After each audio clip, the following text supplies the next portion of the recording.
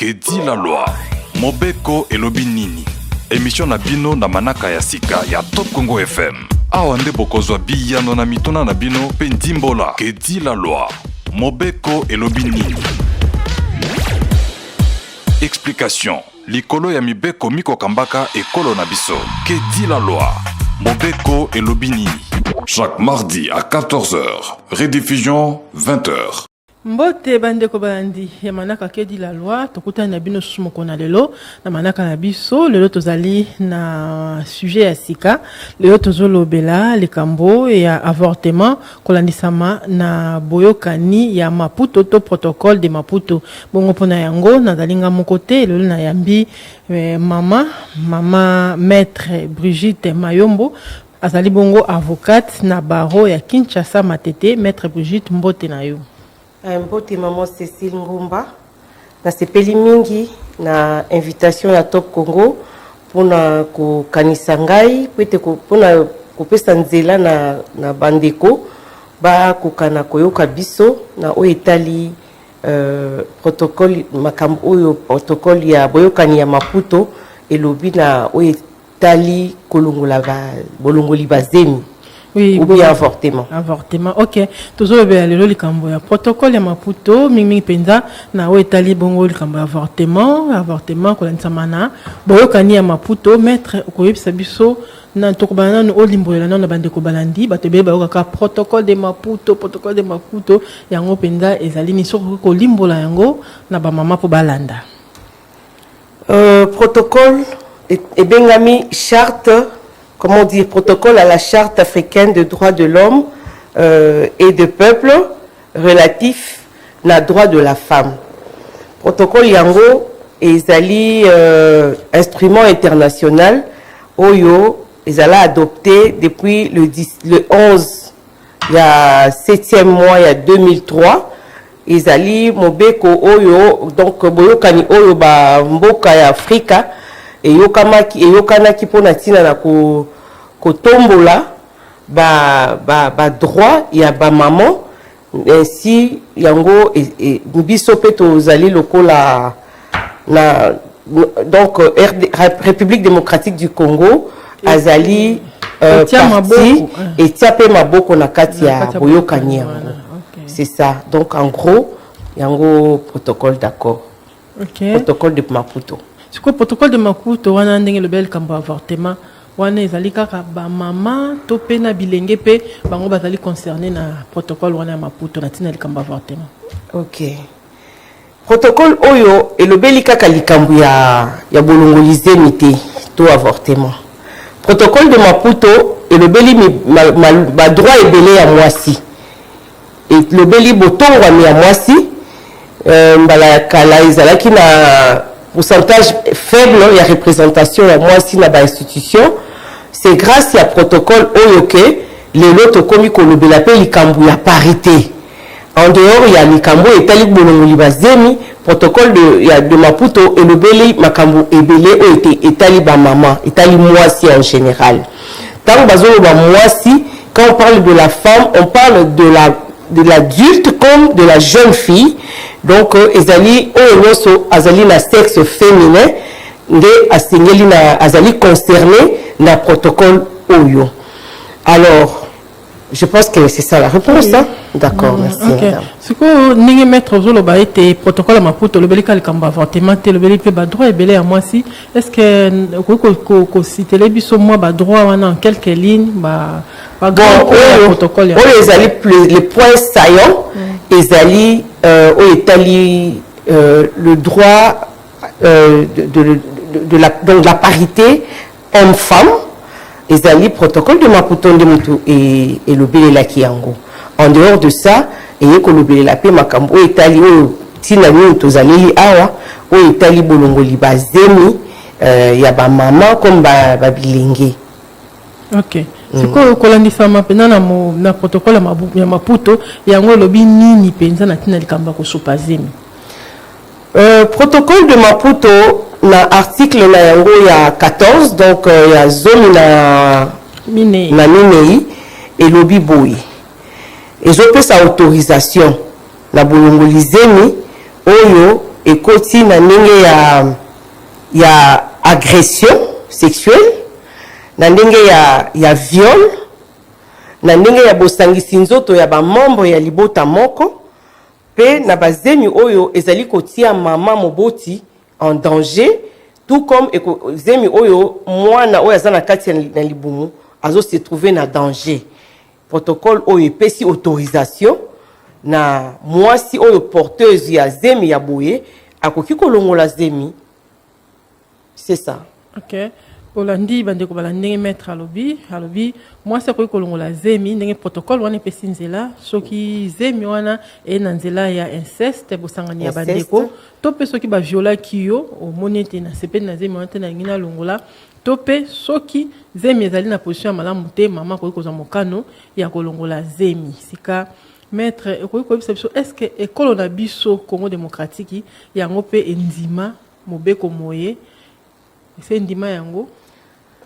Oui, mboka na biso RDC azali parti donc a ratifié mobeko yango, donc boyokani yango ya Maputo.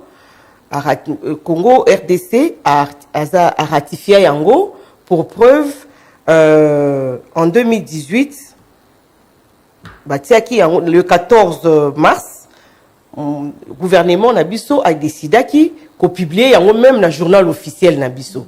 Donc cela veut dire que ezali manière tacite ya kondima yango. Donc même pas tacite parce que nous avons même ratifié. Donc nous sommes partie prenante na protocole yango.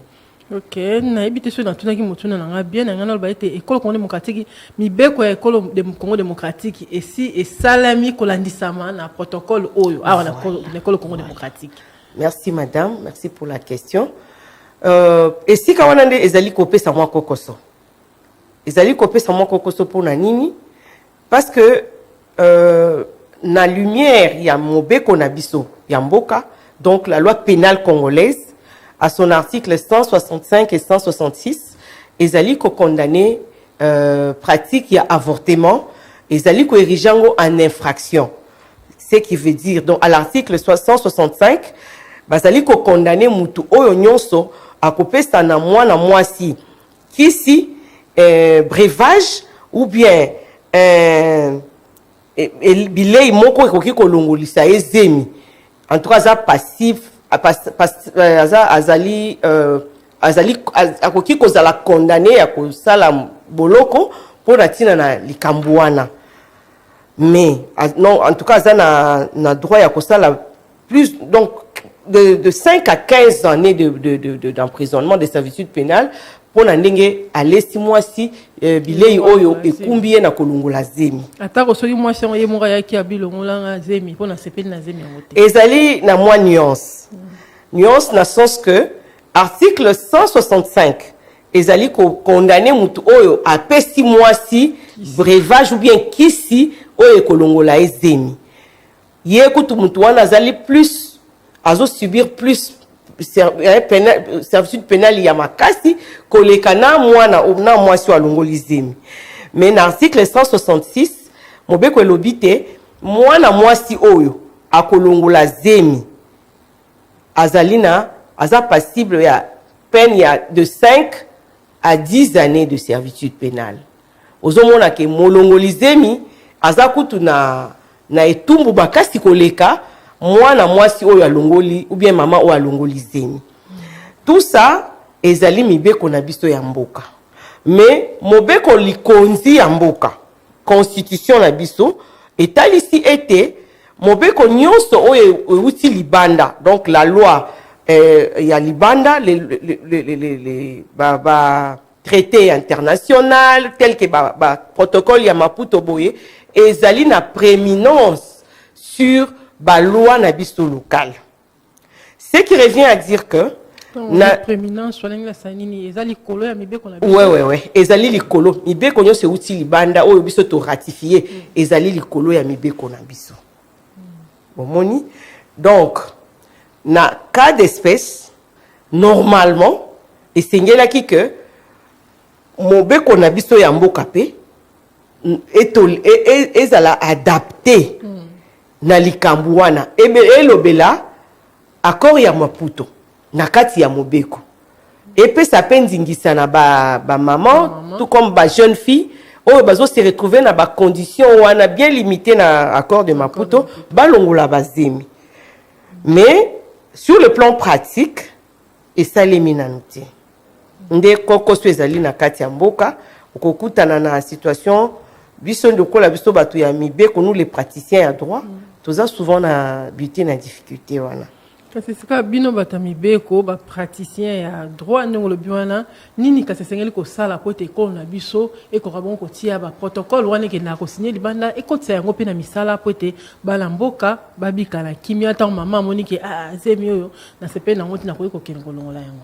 Merci maman Ngomba pona motuna wana ezali préoccupation na biso ba maman oyo to sala toza ba praticienne ya mibeko tozali préoccupé na situation wana parce que cela va à l'encontre il y a accord de Maputo. Or accord de Maputo ezali boyokani moko eyaki mingi pona kosunga mwasi basi oyo bazali bazo subir ba injustice bazali na ba situation difficile parce que bazemi ebele bana surtout ba jeune fille okokuta ke kolungola zemi peut-être que azo se retrouver dans les mêmes conditions où ils allaient prévu dans accord dans l'article 14 et accord azo kende ko se faire avorter dans des mauvaises conditions.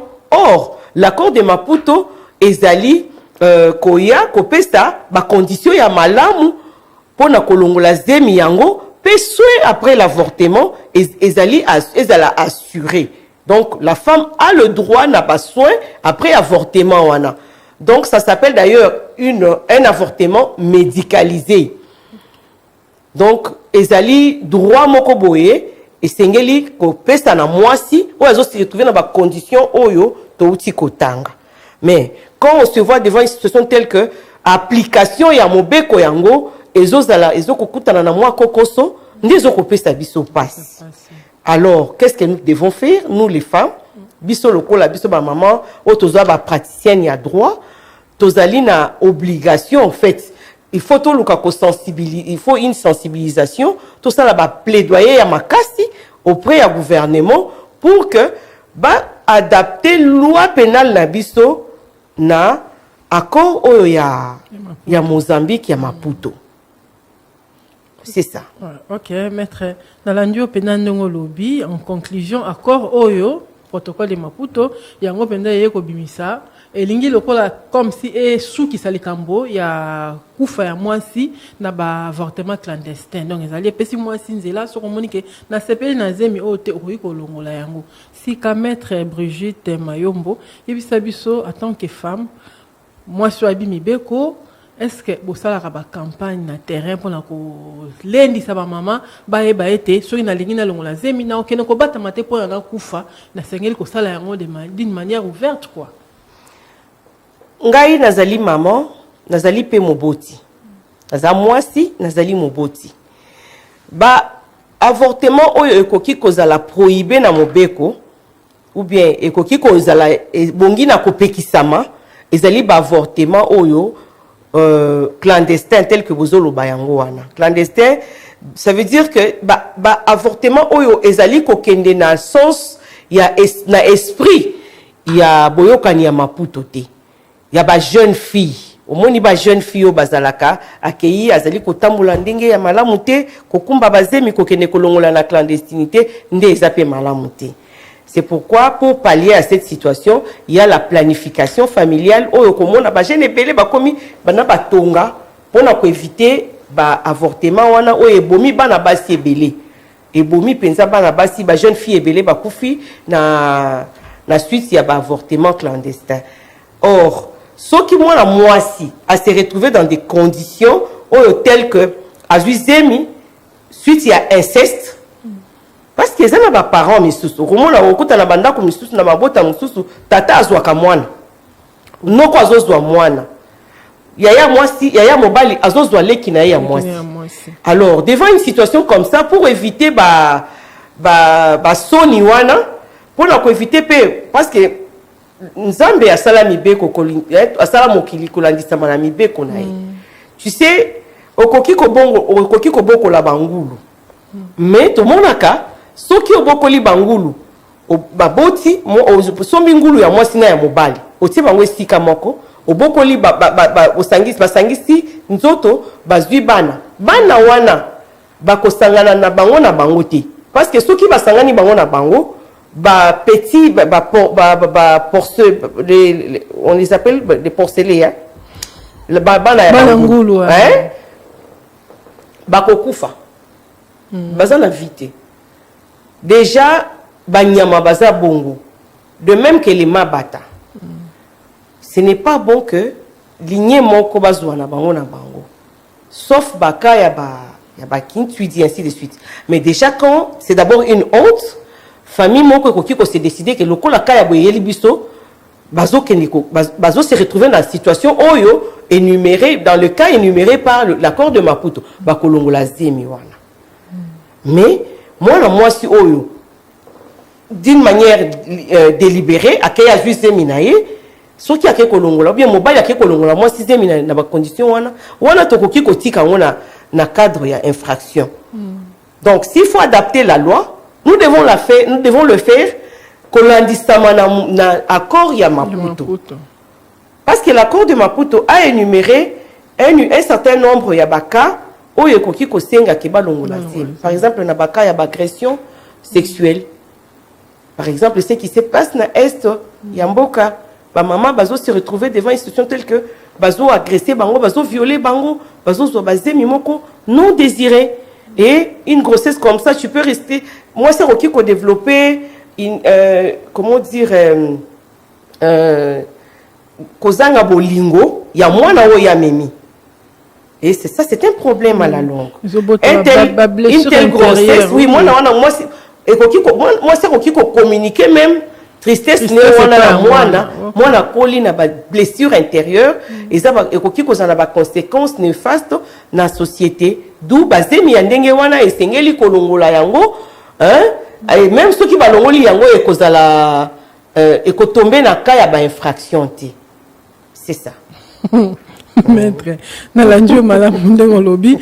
en vous entendre parler, c'est comme si Nambo Kanabiso, protocole de Maputo, Européen, ne tombe pas sur le terrain, toujours mon et l'autre côté. Est-ce que la campagne, ça la macana, la billet reculé, est-ce que la bloc on est ça la maraming mingi, pour na kolendi sa bande ko basi baye ba été.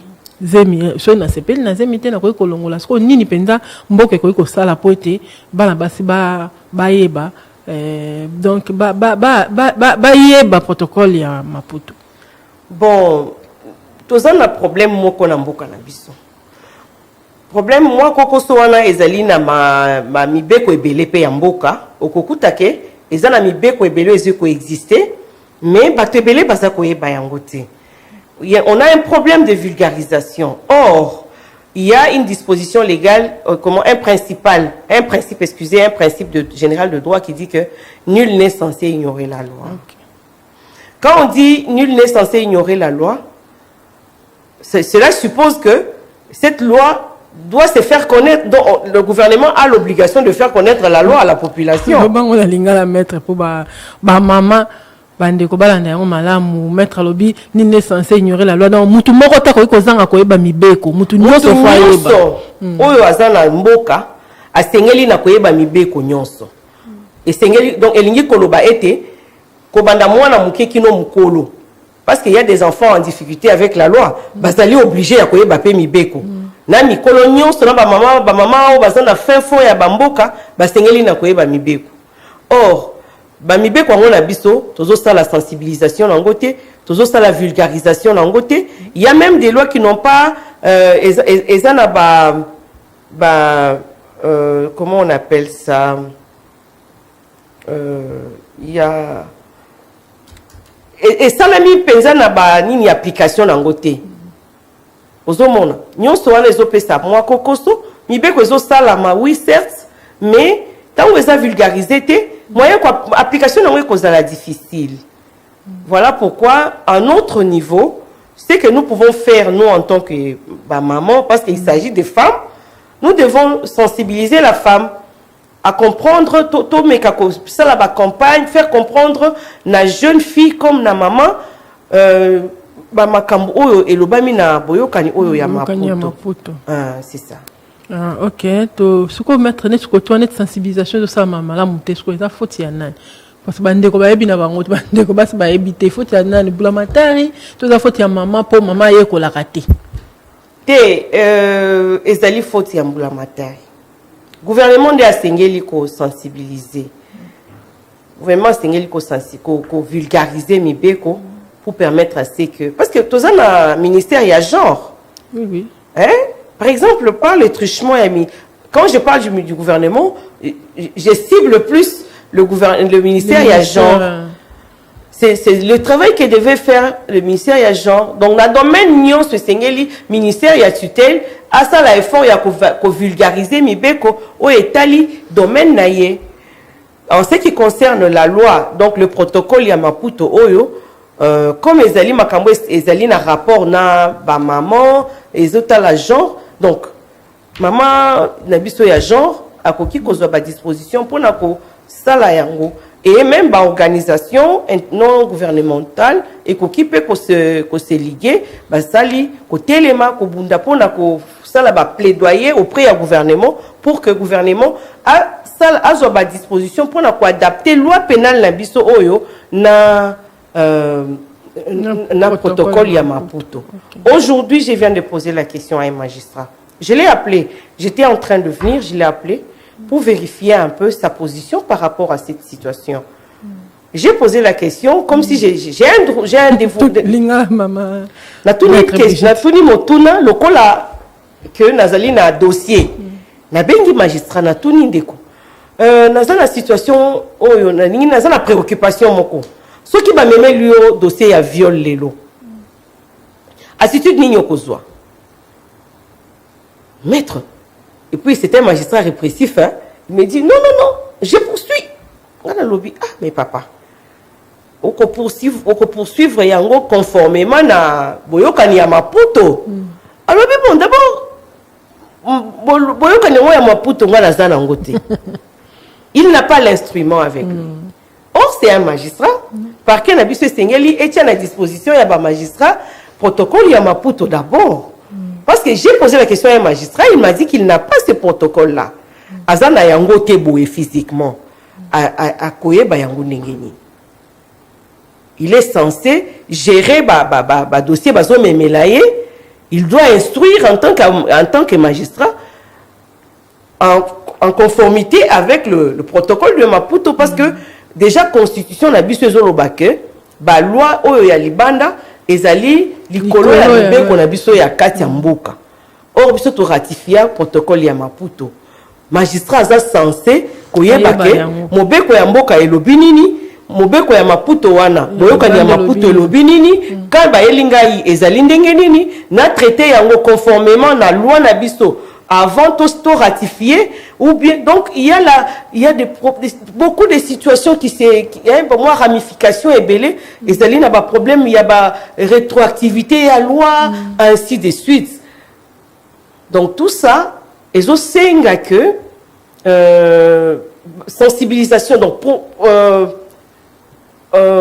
j'ai parlé de quoi campagne à ma casse et salima pona ko yekolisa na batu mobeko ya mboka donc parce que yango ekoki kozala pe applicable na mboka na biso donc vu que tozali signataire ya protocole yango tozali to ratifier yango to publier yango même na journal officiel cela prouve à suffisance que en tout cas en tout état normal en tout état normal des choses et singeli magistrat comme avocate que je suis ceux qui ont géré le dossier, il y a viol, il y a avortement. Tout mais quand on là, que dit le protocole? Que dit la loi? Nous sommes devant quelle situation? Ils allaient avortement, ils allaient correspondre à principe, principe, norme, condition, na Maputo ou pas. Ceux qui allaient bon entendre tout qui va punir Moutou. Mais ceux qui allaient avortement, va pratiquer dans le cadre où ils allaient énumérer. Ce n'est pas, la personne n'est pas passible, il y a peine. C'est ça. Ok. tozali awa na maître Brigitte Mayombo. Maître Brigitte azali avocat na baro ya Kinshasa Matete. Toyoki ndenge maître lobi protocole ya Maputo oyo ba adopté yango depuis le 11 juillet 2004. Donc ça lokola na 19 ans mobeko oyo uto yango etiama maboko kasi yango eyebani penza te pote ba campagne mingi ezali kosalema te. Sika maître okoki koloba nini tokoki koyebisa nini penza na bandeko basi na tina ya protocole ya Maputo soko koki kozongela mo ba point ya makasi oyo ezami na kati ya protocole ya Maputo pote bandeko basi obalanda biso na cadre ya mois de la femme ne tosali bango ba émission sur la femme moi c'est ba makoki na so ko épingler mo ba point important oyo ezana kati ya protocole de Maputo pour ba mama balanda. Protocole ya Maputo ezali mobeko oyo ezali boyokani oyo bamboka eyokanaki pona kotombola bozali comment ba droit ya ba maman ya basi. En tout cas du côté oyo etali parité, je pense que vulgarisation et salami makasi. Je vois aujourd'hui les femmes bazo kende kotombo malisusu koleka. Mais na point oyo etali avortement oyo eyebani penza te. Moi en tant que femme informée, j'informe aussi aux autres mamans. Parents oyo azali na mwana na ye.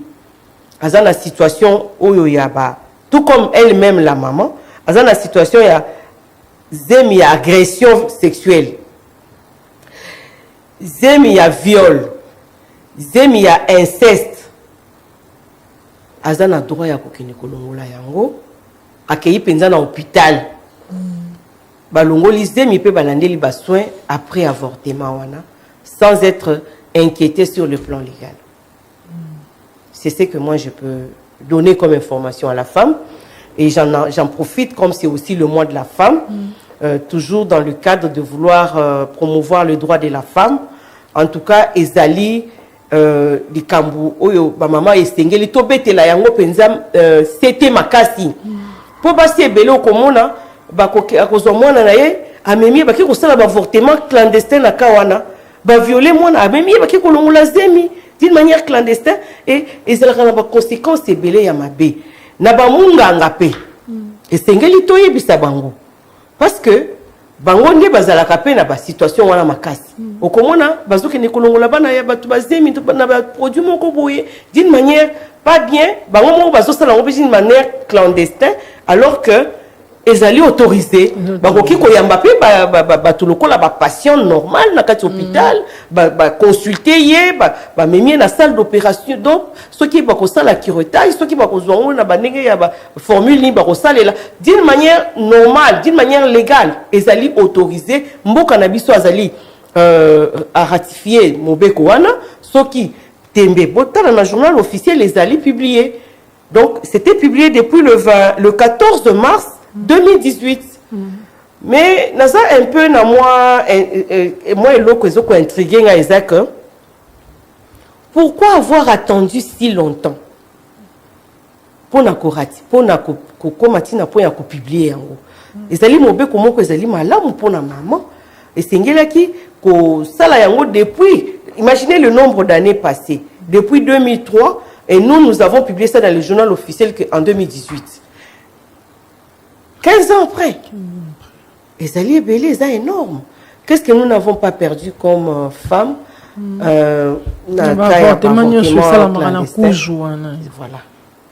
Mais aujourd'hui que nous avons eu un peu plus de force par rapport à ça, il faut maintenant tout vulgariser en makasi. Pour ma maman ba yeba bana basi ba yeba. Azana droit ya kolongola zemi so ki ba violer so ki andimi ko garder. En tout cas, Aza libre. Mais en tout cas, Aza na libre arbitre, il y a kolongola tout comme il y a ko garder zemiwana. C'est ça. C'est ça. Oui. To landi maître Brigitte Naboke Binyonso na kasabande ko balandi to tindiki mutu age no kozwa zemi ki budi ki tene ba kinwa balobaka. Ba préciser wana zali infraction.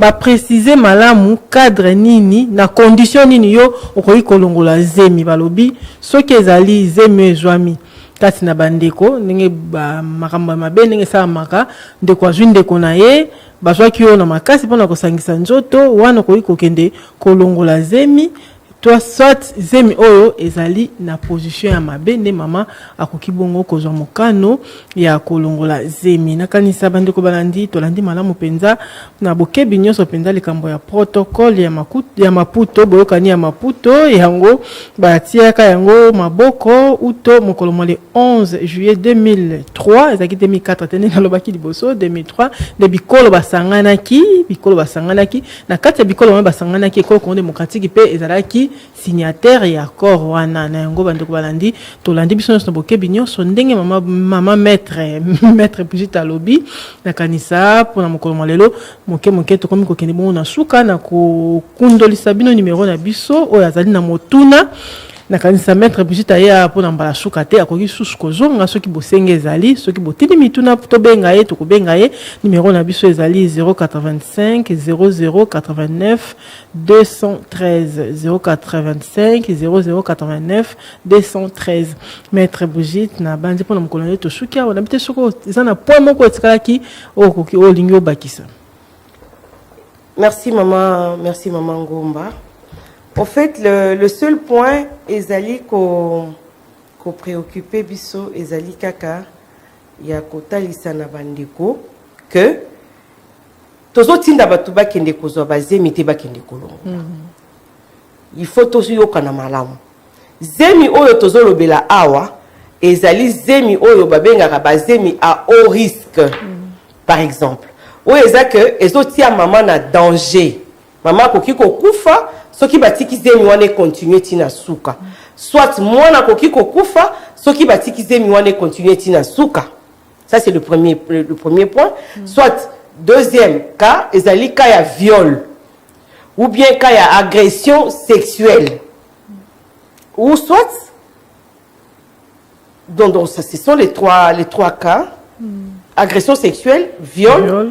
Oui, na inceste pe. Inceste na soki zemi eza mabe. Soki eza 4.